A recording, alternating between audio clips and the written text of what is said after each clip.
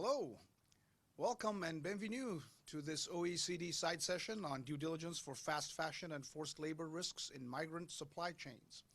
I am Avedis Seferian, the President and CEO of WRAP, Worldwide Responsible Accredited Production, the world's largest independent facility-based social compliance certification program that's focused on the sewn products and related sectors. We have an interesting conversation we have lined up for you for this hour. And one interesting feature, of course, is with many of these side sessions, you stare up at a box of people on Zoom. As you can see, we are all live here in Paris. Really fortunate to have everybody in the room. Gerwin, Oliver, Gerald, Clover, and Lena. In a minute, they will introduce themselves. What we have here is a conversation that's going to boil down to two somewhat related but parallel discussions. The connective tissue, as with all things tied to the OECD due diligence universe, is that we're talking about effective due diligence.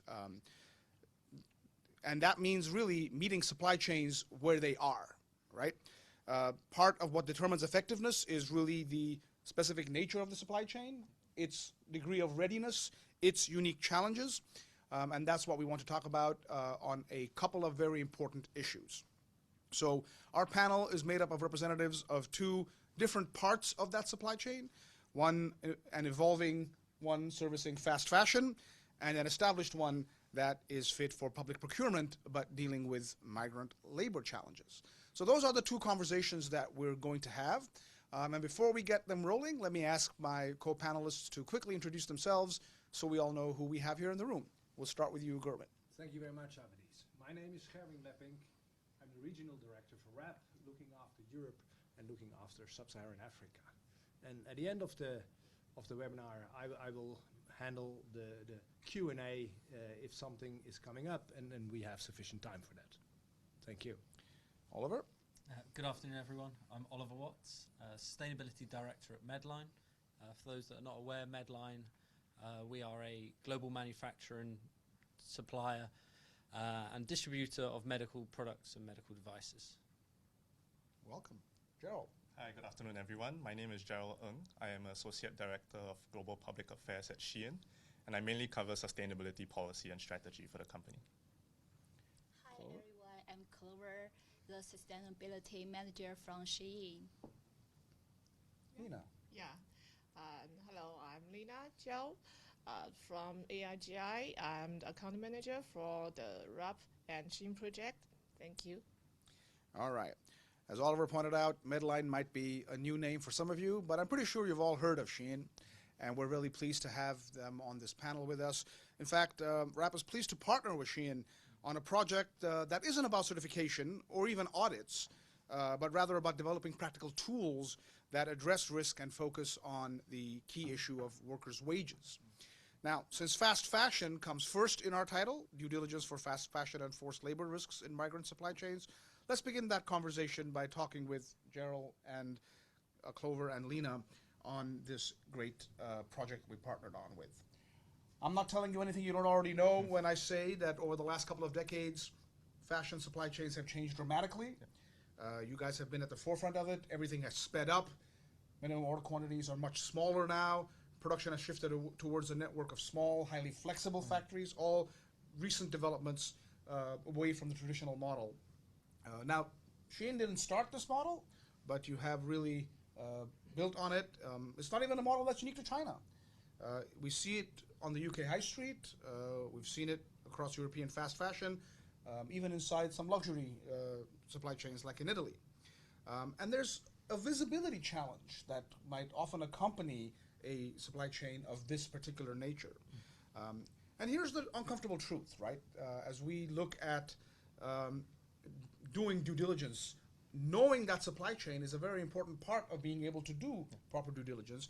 And many brands, even well-known ones, don't fully know where their products are actually sewn. There is really lack of visibility because the system has evolved faster than our ability to maintain oversight on it.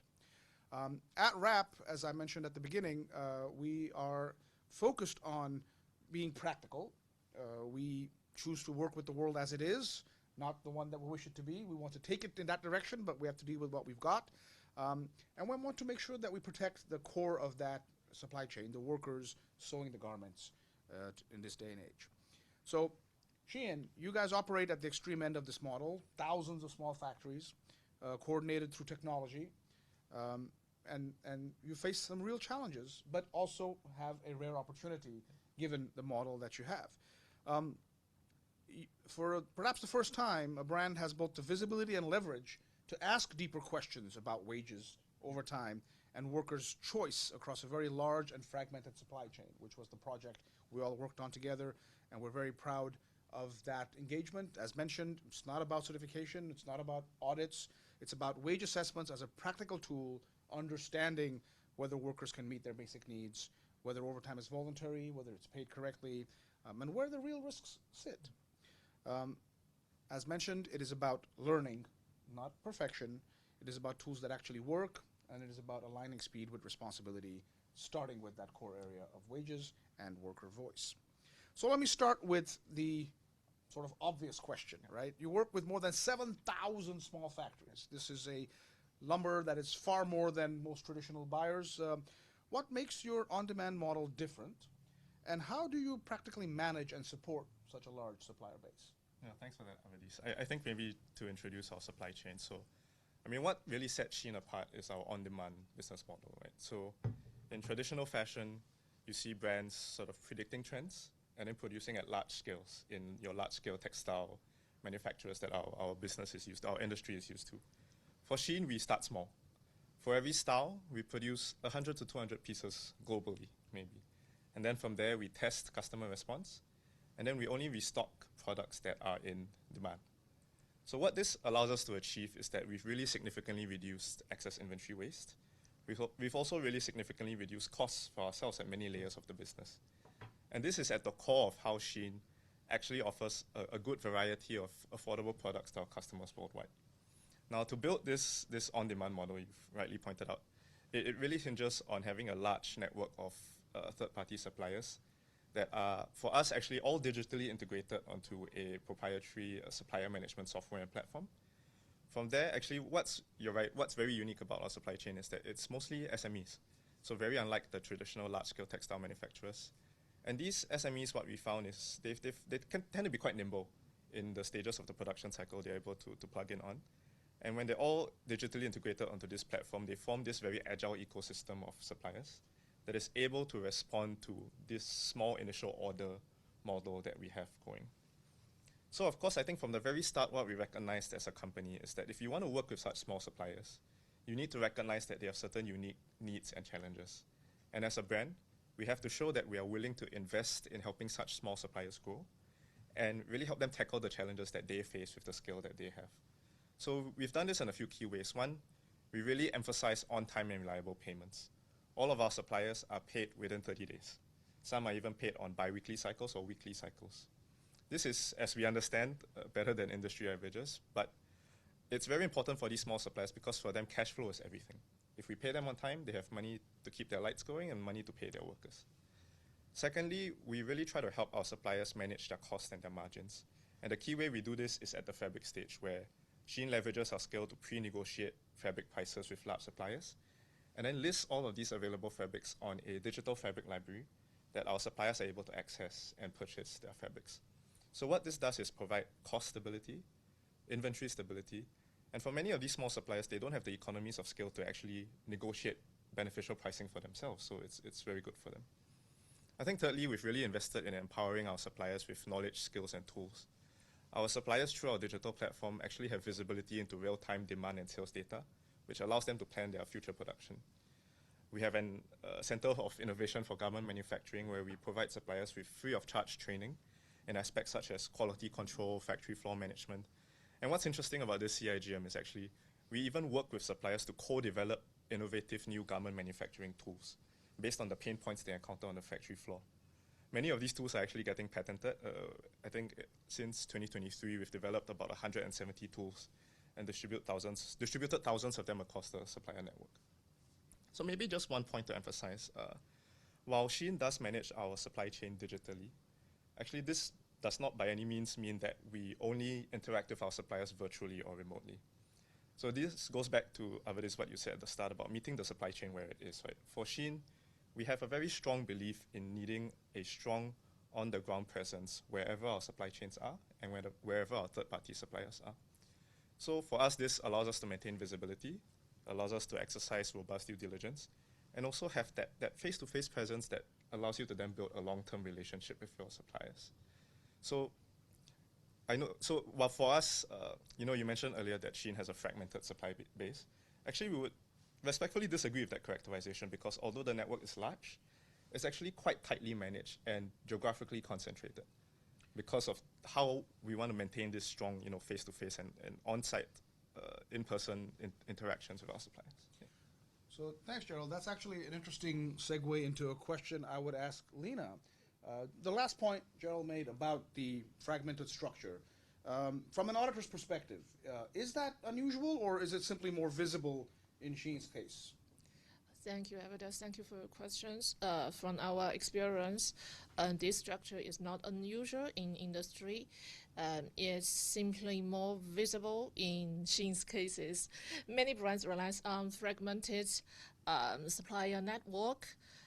What's different here is the graph just introduced is for the geographic concentration around Guangzhou province, China, especially in the Panyu area, which actually makes our oversight easier. The SHEIN team is very familiar with their suppliers, and their stays very closely.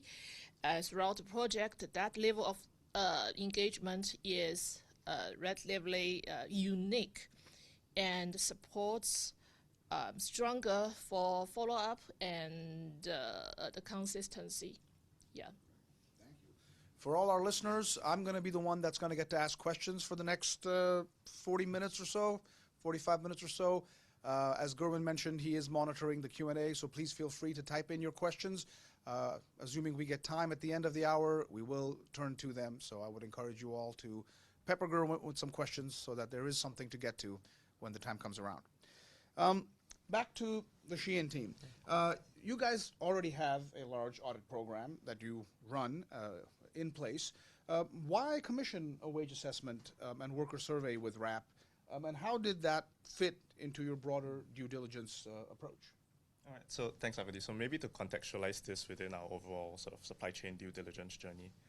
In the initial years, you're quite right, we were very focused on building our social auditing program as really the sort of foundational framework for assessing compliance with our supplier code of conduct and other policies. I think since we've launched that program, we've actually only started our audits in about 2021. We've seen the program mature quite significantly. From just about under 700 audits in the first year, now we are conducting over 4,000 audits on our supply chain on site every year, covering about 95% of our branded products by procurement. Compliance, performance, and standards amongst our suppliers is lower incidence rates of severe violations. And I think more importantly, we see that level of awareness and understanding of a lot of these issues really deepening amongst our suppliers. So with that solid foundation in place, we've now been seeing how we can evolve you know, our due diligence programs further, being very plugged into industry conversations on this. So one key way we've been really trying to move our programs is by shifting more to worker-centric and worker-driven mechanisms. So we have our own grievance mechanisms that suppliers' workers can use to write directly to us. We've been making a very strong push to promote that across the supply chain.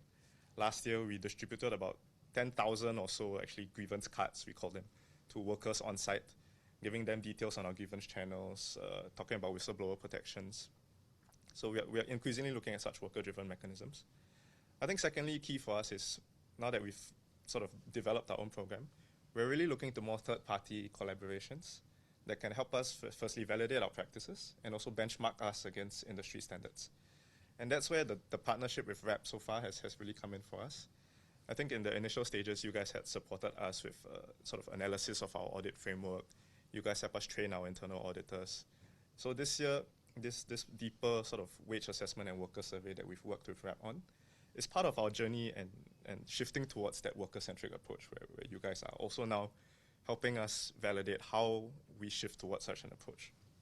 So I would say that from the survey and assessment, we had three key objectives. One is, of course, to validate the findings we've been getting from our social audits. We've seen some positive trends on minimum wage compliance, overtime compliance, so this was a good opportunity to confirm that everything is moving in the right direction. To take a deeper dive into living wages. We've done our own analysis before, but this is definitely a much more comprehensive study that again helps us validate certain findings we had. And lastly, it's really about amplifying the worker voice, right? Where social auditing perhaps is still focused on documented compliance. So this project was really how do we then get a better view of workers' perspectives and integrate that into understanding more nuance around what we find from documented compliance numbers and results. Yeah. That's great, Gerald. Thanks. Lena, back to you. You've heard both me and Gerald mention that this project did not involve audits. It wasn't about audits.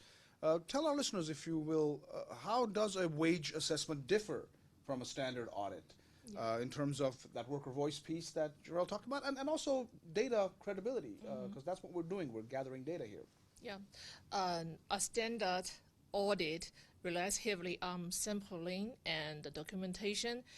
We reviewing payroll and attendance records and conducting management and worker interviews. But a wage assessment goes further. We still verify the records provided, but we also get a large-scale worker feedback directly. In this project, as I remember, over 80% of worker survey completed by the facilities. And in some cases, the participation reached 100%. So workers scan a QR code to answer questions probably about their income, expenses, and working conditions. And that leads to more candidate response and more credible data to us. So we combine documented evidence with worker reception, which give us a much more reliable picture. Okay, let me stick with you for a second, Lena. Can you briefly walk us through the methodology itself, the payroll checks, attendance records, 18-question survey, and then why each one of these matters? Yes. We always start with the payroll and attendance records to verify the actual wage and overtime hours in the facilities. Then we use an 18-question work survey, and it will take workers about 3 to 5 minutes to complete. And these questions covers the basic information from for the workers, their wage, their expenses, the grievance mechanisms, and overall workplace satisfactions. So because workers answered independently with their own mobile phone, so the response are totally subjective but honest. In many ways, that honesty is the most valuable part in our assessment. To get a hard data and work voice give a more complete understanding of conduction. All right, so turning back to the SHEIN team, this sort of complete understanding of conditions that you saw, what were the most significant findings, both positive and in terms of areas for improvement? And how will you plan to follow up on them? Thank you for your question. For us, the biggest value of this study is that it gives us both the hard data and the real feedback from workers. When we look at them together, we get a clear picture, of what is working well and what need we still to improve. On the positive side, we saw a strong baseline of compliance. Minimum wage compliance was above 99%, and overtime premium compliance was around 97%. This is consistent with what we see in our social audit data. For the small number of cases with non-compliance, we are already engaged the relevant suppliers to understand the root causes and fix them. Importantly, on the living wage, more than 95% workers also met the hourly living wage benchmark calculated by CTI using the anchor methodology. This is it was not a surprise for us, but very reassuring. And another encouraging point is communication. Most workers said they feel comfortable speaking up, and less than 2% said they cannot raise concerns with factory management. And on the final point is that we did not see major differences in pay or job satisfaction across groups such as gender, experience, or department, which is important for us as it make sure that no group is falling behind. Yeah. Maybe just to add on briefly to what Clover said, actually apart from these sort of baseline compliance rates, which were quite positive, what we found most valuable from the study is certain findings that gave us important follow-up questions for future studies, whether by us or by other industry players, on living wages and working hours. So for one, although documented compliance was, we found over 95% were meeting hourly living wage benchmarks.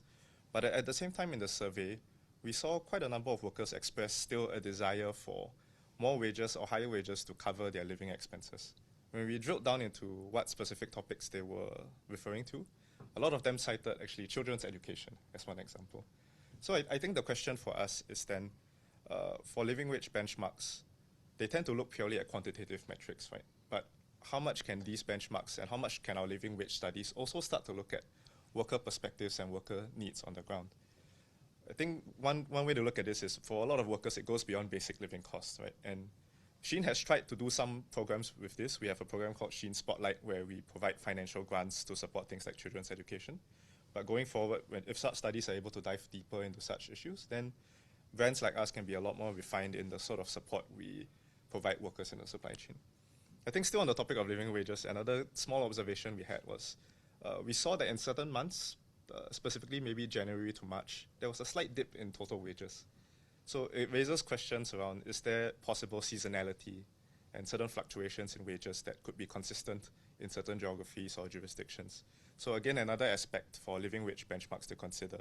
If they are too static or too aggregated across an entire year, can they also start to consider some of these fluctuations based on an understanding of contextual realities?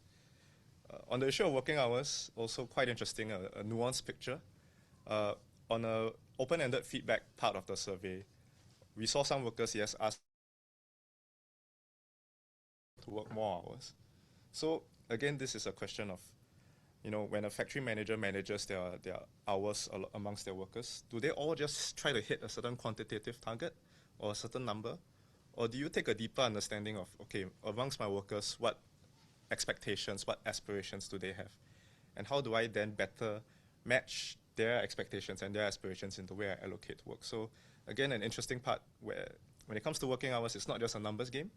How do you build in worker perspectives into nuancing the findings you get?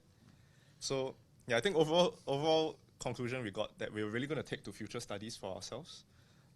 And also we encourage the rest of industry to really look at is, how do you get that worker voice really integrated into your numerical findings on documented compliance, so you bring out much stronger nuance on how to then going forward improve conditions for your workers. Yeah. Thank you. Yeah, lots of rich data coming out of the exercise, and as you point out, a lot of nuance that's worth studying and maybe informing future actions and follow-ups. But Lena, let's stick to sort of the present and on the ground. The process involved multiple rounds of assessments. After those rounds, what real changes have you seen inside factories already? Yes, ALGI teams, we have complete 5 rounds of assessments, and we indeed seen the progress clearly. At the beginning, many factories had incomplete attendance record, and our assessors had to reconstruct data manually. But by the final rounds, we can payroll and attendance systems, and the factory managers could explain their wage calculation method clearly for us. So the focus shift from the basic record corrections to engaging workers more directly. This shows that when the assessments are practicable and realistic, factories see them as achievable. That leads to lasting improvements. And that's what we want to see, lasting improvements. All right, let's go back to the future again now, one of my favorite movies. Hard to imagine, it's 41 years ago when that first came out now. I really feel old. One other partnership that RAP has, and we're very happy and proud of, is a relationship with the Ethical Supply Chain Program that the former ICTI CARE in the toy industry, and we're working together with them as we look to be a resource for them to audit and certify factories in countries that they are not concentrating on, but also then leaning on them to utilize their worker helpline, which is something that they've developed to a really high level of industry best in class. We are launching the ESCP pilot worker helpline with SHEIN, and so the question to you is, what do you hope to learn from that exercise? Thank you for asking. Yeah, we are really excited about this pilot because it's the first time we are introducing an independent third-party helpline into our supply chain. We see it as an additional layer of support for workers on top of our existing channels and the usual ways worker communicate with factory management. So what are we hoping to learn? We want to compare these independent channels with existing channels. First, I think trust. Do workers feel safer to talking to a third party? Are they more willing to speak up? Do they speak up earlier? Second, ease of use. Is it easier to reach? Is the language clear and easier to understand? Second, resource. Can issues be solved faster? And do workers feel the outcome is fair? We also know from past experience that building awareness and trust takes time. So we are starting small, working with a selected group of suppliers, so we can really learn, listen, and improve as we go. During the pilot, we will look at the data and the feedback. Things like awareness levels, usage, response time, the types of issues raised, and resolution rates. Long-term, I think the goal is straightforward. We want build great mechanisms that workers truly trust, actually use, and that lead to real solutions. This pilot is a step toward getting there. Yeah. Indeed, lots of steps to come, and I know you guys operate, as we discussed, in a very large number of factories, which amplifies both your reach and, of course, makes you an organization that folks pay a lot of attention to and look to see where you will be taking things. And it's really been great to take some of these learnings from the project together and look to improve even further. And as we open up this helpline, even more important data will come and will maybe give us even more nuances, yes, Gerald, that we have to take into consideration as we once again make the point that all supply chains are really unique, and you have to address them where they are, yep, be practical about your approach, and generally hope for the continuous improvement model to be the one that I think ultimately is the most effective one, because obviously perfection is not possible. We don't want to let the perfect get in the way of the good. But we do also obviously want to see actual progress and substantive changes on the ground, which we're already getting data to validate. So that's wonderful. And it also puts us in a very good time as we reach the halfway point and allows me to pivot to Oliver for the second half of this conversation. And a reminder once again to those of you in the audience, if you have questions, please do type them in the Q&A. We will, at the end of this session, take them all at that time. So, Oliver, welcome again. Thank you for your patience for the last 30 minutes. We're now talking about the forced labor risks in migrant supply chains part of this side session. There's a reason that that phrase is set up that way. Forced labor is, as a risk, is probably more acute, if not most acute, where supply chains rely heavily on migrant labor. Recruitment fees, debt bondage, document retention, restricted freedom of movement, all of these things remain persistent challenges across many manufacturing hubs, and more attention is being paid to these and to addressing them. Part of why that attention is increasing is because regulation is tightening. Certainly in my home country, in the US, forced labor enforcement is already shaping import decisions, as we have rules like the UFLPA, the Uyghur Forced Labor Prevention Act, and others that directly weigh on importers of record. Here in Europe, we have a forced labor regulation that is now on the books and will prohibit products made with forced labor from entering the market, or leaving for that matter. It covers both ends of that. In particular, the conversation we're going to have is going to focus on public procurement, something that, especially in healthcare, is becoming a key enforcement channel for rules against forced labor. Buyers are increasingly requiring credible evidence that forced labor risks in migrant supply chains are being identified, mitigated, and monitored as part of their due diligence. So I'd like to explore with you how Medline addresses forced labor risks in migrant supply chains, and how working with an independent verification program like RAP supports you in your public procurement endeavors. So I guess I sort of phrased my first question right there. You, as an organization, Medline works with a global supplier base, and there are many points in that supply chain that your vendors rely on migrant workers. Why was it important to explicitly anchor your ethical sourcing program in migrant labor risks? Yeah, and thank you for your question, and thank you for having me here today.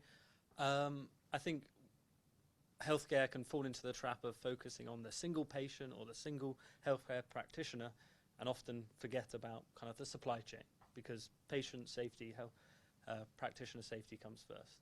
However, our kind of ethical sourcing program looks to address our supply chain and address any kind of potential consequences of our procurement activity by getting as close as we can to our suppliers and knowing our supply chain. So our ethical sourcing program, like others, is built upon a number of key components, one of them being kind of our code of conduct, our ethical sourcing team based on the ground there who undertake our own audits through a system that we've developed alongside RAP to support us in giving us confidence that when we help healthcare professionals deliver care, there's no unintended consequences up or down the supply chain. And with the global supply chain that we have, there is pressures on kind of migrant labor, and there can be opportunities there or risks in our supply chain that we need to be sure that we're doing all we can to limit and manage.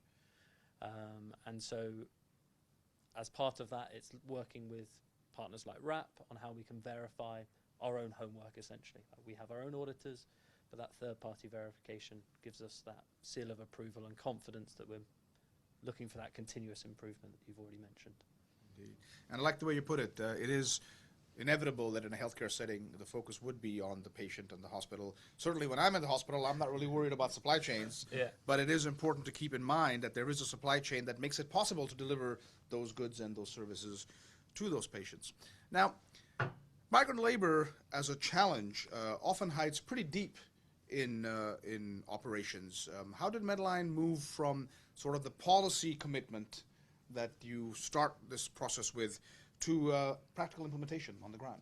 Yeah, and I think it's very easy for a company to have a great written policy that sounds good and you publish it on your website, and yeah, you just assume everything happens upwards in supply chain. But that's a big risk to take if something doesn't happen from a brand point of view. So it was very important for us to invest heavily on the ground in location with audit teams, with a robust code of conduct that all our tier 1 suppliers sign, drawing on the ILOs, drawing on kind of other human rights documentation, the ever-evolving regulations that we see. We have to kind of continuously update that and model that. We use supplier self-assessment, risk assessments to kind of give us early indication, and then where there's deemed a moderate risk, looking at on-the-ground audits, and where that risk requires further support, bringing in RAP to support us on that journey. So really transitioning from that kind of nice written statement that's signed by the exec team to a team on the ground who are day in, day out working closely with our kind of supply chain to understand where we can support them and the realities of a global supply chain. It is important to have both ends of that, though, because you do need the support from headquarters, and tone is set at the top, but also resources are driven from the top. Yeah. So if there isn't that commitment and at the policy level, you're not going to be able to execute, no matter how much the desire or the on-the-ground engagement might be further down. Now, you mentioned evolving legislation. Yeah. Let's talk about from a public procurement expectations perspective.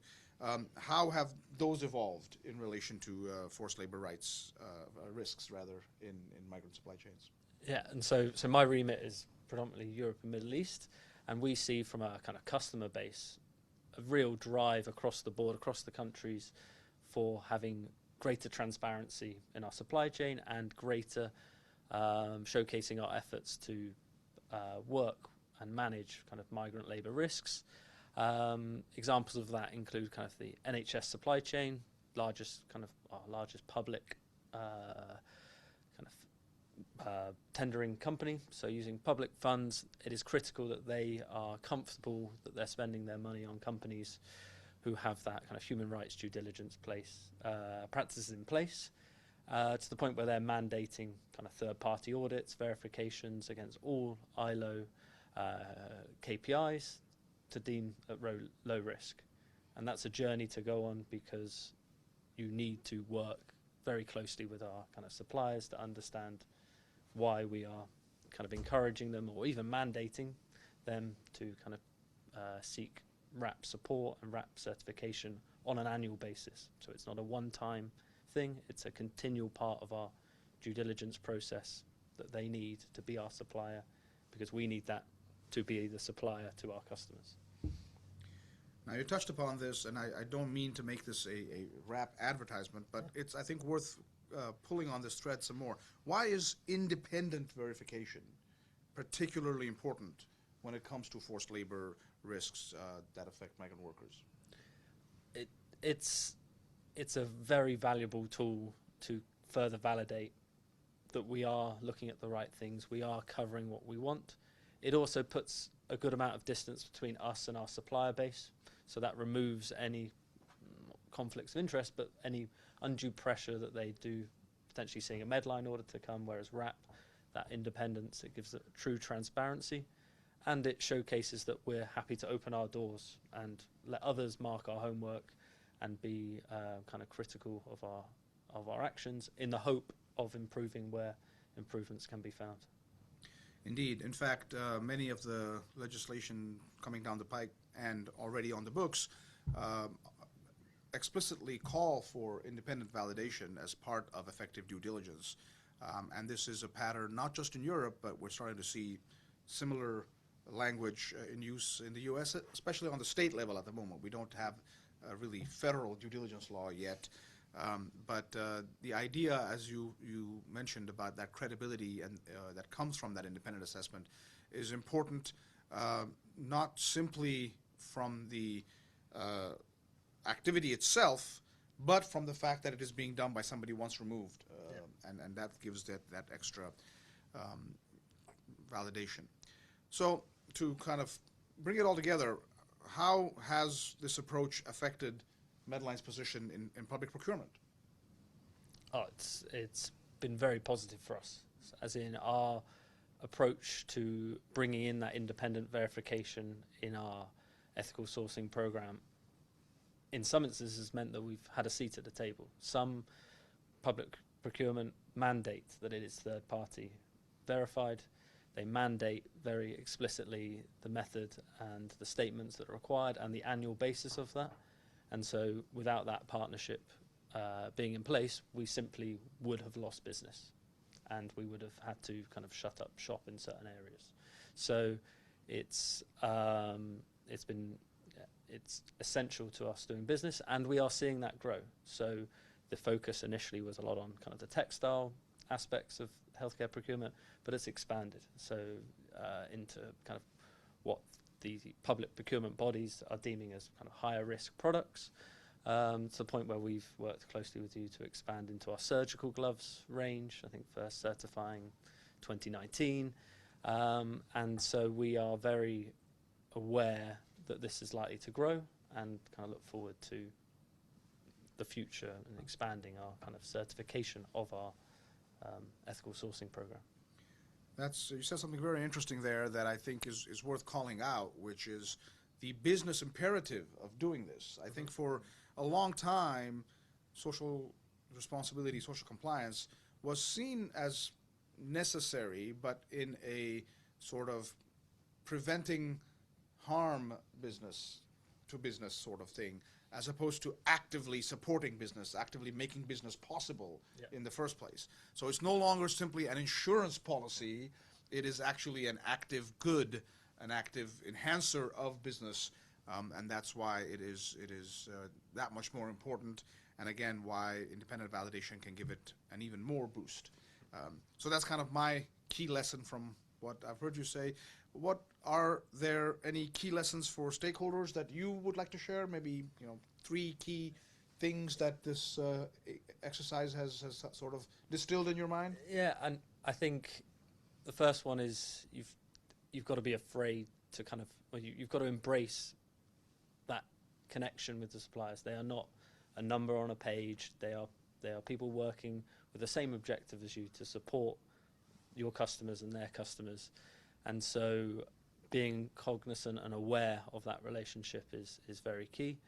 We also made sure that we put the same questions to ourselves. So our own kind of manufacturing facilities have been exposed or are annually RAP certified. So we know exactly what we are asking our tier 1 suppliers and the efforts it takes to demonstrate kind of compliance and maintain that. And so that really is a lesson to not just kind of enforce it on someone to do it, but actually be aware of what you're asking and be aware that some of the fixes cannot happen overnight. It's a continuous path and hopefully going in one direction.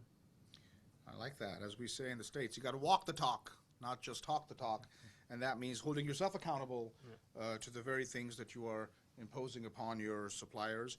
And I also liked your other point very much, recognizing that you are dealing with real people on the other side. And it is about a relationship that you're trying to build. I think one of the real challenges we've had in the social compliance space since its inception, going back now 2.5, 3 decades, is the reality that it got off, in my opinion, on the wrong foot with sort of some activist organizations putting a lot of brands and retailers to shame through exposés, leading the sort of buyer-vendor relationship to become somewhat adversarial, since it was us against them. We, the brands, the retailers, have to protect ourselves from these vendors. And so over these last couple of decades, we have kind of, as I mentioned, got off on the wrong foot, and now we're going to have to start clawing it back. And one, if I may say, silver lining in the otherwise dark cloud that was COVID was the realization that a supply chain truly is that, a supply chain. We are all linked to one another, and we either all succeed or we don't. And a chain, as we know, is only as strong as its weakest link. So understanding those relationships and acting with that mentality of this being a relationship is important. That's why partnerships are key. That's why we're so proud at RAP of our partnership with Medline and of our partnership with SHEIN. as we work on different ends and different styles of supply chains, but in every case meeting them where they are and helping them to advance to the next step. With forced labor, of course, I mean, these risks are really most severe where the workers are at the most vulnerable, migrant workers, away from home, unfamiliar with the local legal landscape, often with the language. And as mentioned, regulation is tightening. We are seeing on both sides of the Atlantic and in other jurisdictions laws that directly address forced labor in supply chains. And obviously, public procurement is raising the bar in this regard, which is a good thing. And to your point from earlier, Oliver, due diligence is not simply policies, but actual practice and proof of that practice through that independent verification, which becomes essential, not just for compliance, but for market access, for business, and for credibility. So really great discussion, and wonderfully happy to note that we do have some time for questions. I'm guessing that we've got quite a few already, Gerwin. I have some in mind as well, but let's give the audience the first crack at it. So what do we have? Thank you, Avedis. Indeed, we have an exciting audience. I can give you the number online at the moment. That's 247 people, so that's pretty good.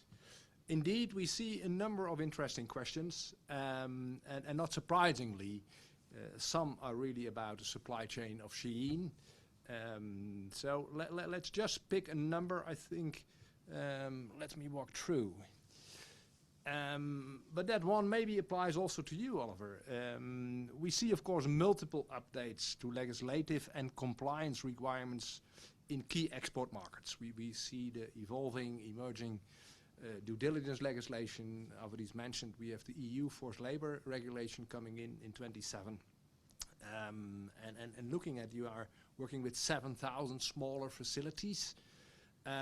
How do you make it happen to update these upstream partners on the actual requirements in export markets? How do you manage that? I think this audience is thinking, how can you do that with such a big supply chain? Can you say anything there, General? Yeah, I think for us we are of course tracking all these sort of local new regulations coming up across jurisdictions. I think maybe one way to put it is that for the suppliers, it's not necessarily directly talking to them about these regulations, but internalizing what these regulations require of us, then figuring out how do we then communicate this to our suppliers in terms of, okay, with all this coming up, right, she needs to continue being a responsible brand. You, as a supplier, also need to update your practices. So how do you translate this into, clear sort of actionable steps for these suppliers in terms of, okay, going forward in our relationship with you as a buyer, there's going to be these additional requirements, but we are also going to support you in these ways to go with us as a brand as we make sure that we navigate this landscape of sort of evolving regulations.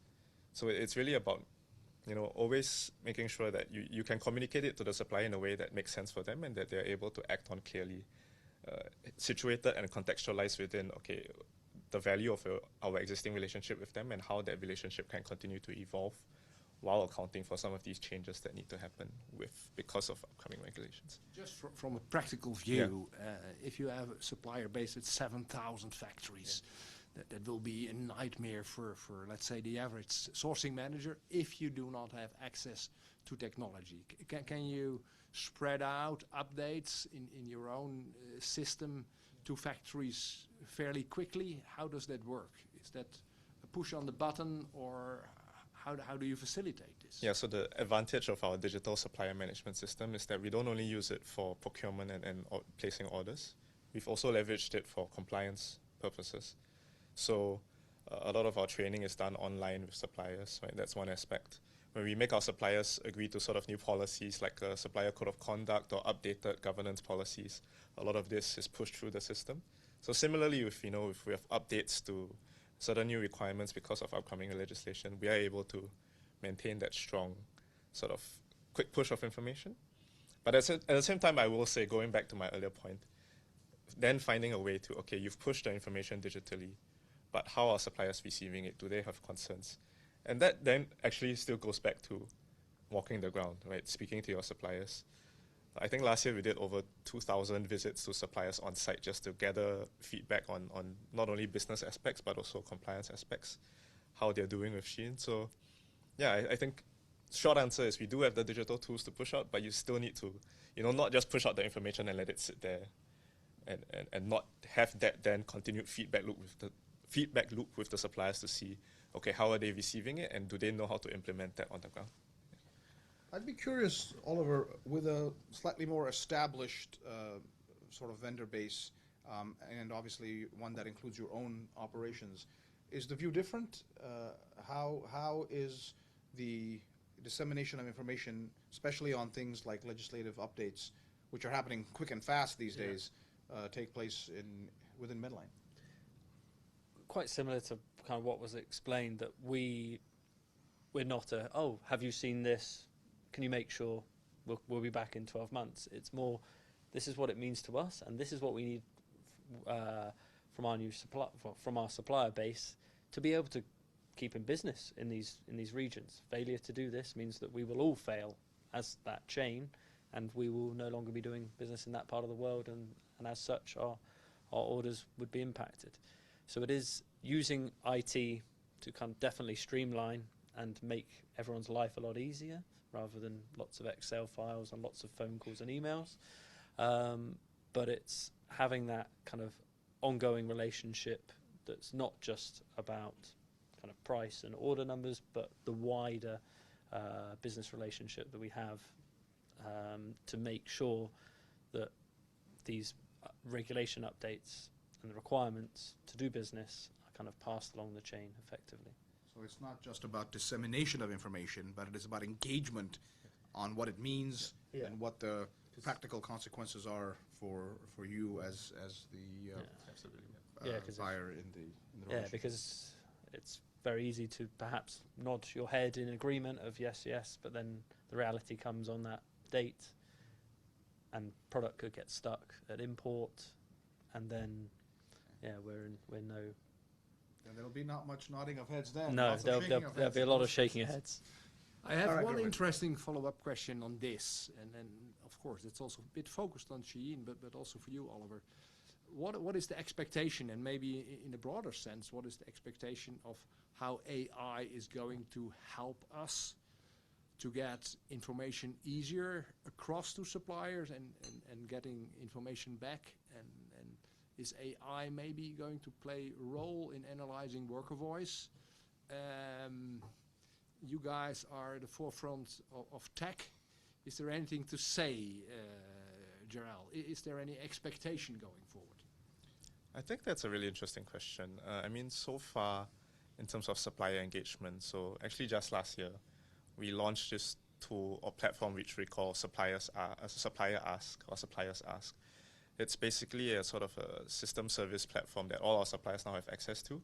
It's partly a chatbot where they can put in questions on business aspects, compliance aspects, and then at the start it used to be just sort of a regular automated chatbot. We're starting to look at how can we integrate AI into that, where on a day-to-day basis, whenever suppliers have sort of questions, they can get that immediate response to an AI-trained tool, right? But again, I think we continue to be very careful in how do we balance that with making sure that human touch and continued engagement of the supplier is not lost when you transition too much to AI tools. In terms of using AI for worker voice, I mean, that's an interesting question. I think I think on the ground, actually, when you look at these sort of projects and worker surveys, there is that very long period, or I wouldn't say very long, but there's that need to have this sort of engagement and getting supplier factories also comfortable with third-party assessors coming in to do surveys. So I guess a risk is if you transition too quickly to AI tools, then that transition for them, or that socialization process for them could be even more jarring. So balancing that between, okay, how do you have a phased approach that, okay, leverages these tools for efficiency and effectiveness, but also make sure that everybody involved in it continues to be comfortable with the entire process and is able to comfortably express their honest views, especially for the workers on the ground. Yeah. And in case anybody's wondering out there, this panel is 100% human. live to you from real people. But jokes aside, absolutely no question that AI is a powerful tool, and one that every part of the supply chain, including the due diligence process, needs to make sure they and in general, with any tool, it really is only as effective as the use it is put to, and it cannot simply by itself be a panacea and solve a problem. It has to be effectively wielded, and that's what we all want to see in our supply chain activities. So, some good questions so far, Gerwin. What else do we have? Interesting question as well. This is also no surprise. I have a number of people having questions in this direction. We see, of course, here one signee is questioning excessive working hours, given your on-demand business model. How do you manage excessive working hours if the demand is going up very big, and is this extra stress for the factory, or how do you manage this? Yeah, so actually in the very design of our system, because our digital system does allocate orders based on data-driven insights, we have a picture into suppliers' production capacity. We have a picture into suppliers, what unique parts of the entire production process and cycle are they sort of better experienced in and more expert, do they have more expertise in? At the same time, we balance this is like I said earlier, we give our suppliers actually real-time data insights into the sales and demand figures, so that if they see a certain product is doing very well, they can start to plan production ahead of time. So actually, I would argue that our model, by combining sort of data-driven insights both on the supplier side and also on giving them, the suppliers themselves, access to better data, actually helps to reduce the risk of sudden spikes in orders and instability. Right, so that over time the suppliers can actually see, okay, for each product they have with SHEIN, really plan ahead and not face a situation where there's a sudden onslaught of orders that they then have to spike up working hours significantly for. So I would also add that actually none of our suppliers are tied to exclusive relationships with us. They all very likely produce for many other big brands as well.